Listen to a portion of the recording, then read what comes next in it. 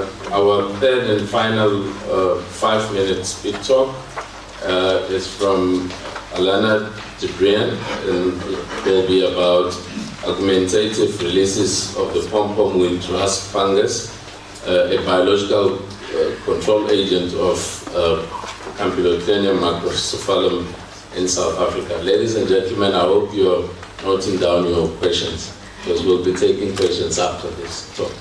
Over to you. So I'm going to tell you a little bit about using a classical biocontrol agent as an augmentative release pathogen. So we all know pompom weed. It's really beautiful, but actually very ugly.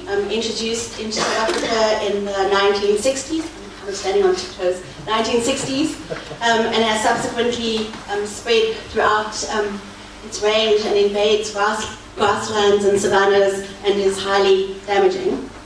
In 2006, the pompom rust fungus was identified in the Pretoria area, Puccinia eupatorii, and it is very damaging, but it had got a lot of, not bad press, but kind of blah press, that it's only a minor pathogen and that it doesn't have the potential to actually control pompom weed in South Africa. And the result of this supposed limited effectiveness is, its limited effectiveness is that there is a lag phase between when the pompom plant emerges, which is just after the first summer rains in November, and the rust fungus emergence time, which is from late January, February. And by that time, the plant is already senescing. It has set seed when the fungus is actually reaching epidemic levels. So what we wanted to do, or what I wanted to do, was look at whether, if we could put the fungus into the field in November already, whether it would have an impact on the plant. This is very initial. It's only been a first season. I started the first augmentative inoculations in November 2013.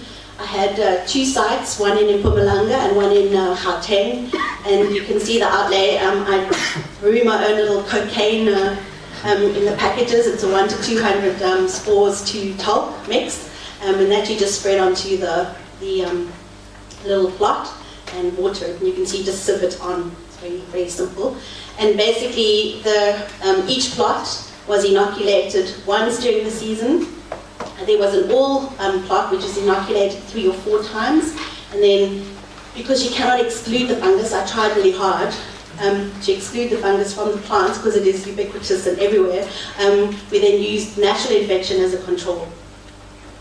Okay, so don't get a fright when you see the graph. So on the primary axis, it's disease incidence, which is the number of infected plants per plot. On the secondary axis is plant density, which is the number of plants per meter square. At the y-axis is the assessment date, and what we are monitoring is the time of inoculation.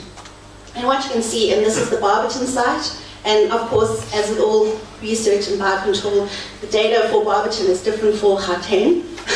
So natural infection, the disease incidence was higher at the first assessment date compared to the other treatments, and by the final assessment there was basically very little difference between the treatments, although the treatment we did, or the inoculation we did in January, had very high disease incidence, and it will be interesting to see, but by the time, by February, when we did the assessment, the plants had already died back. And as you can see, plant density decreased, but there was no differences between treatments at the end, at the final assessment. In terms of the Rietvlei site, there we got a decrease in the lag phase, and you can see there's some stars, and that's due to researcher default. Anyway, so the initial infection disease incidence was really low for the natural infection compared to your treatments, but by the end of the season, and it was a longer season at Rietvlei, so we had an additional month of infection at the Rietvlei site. Again, there was no differences between the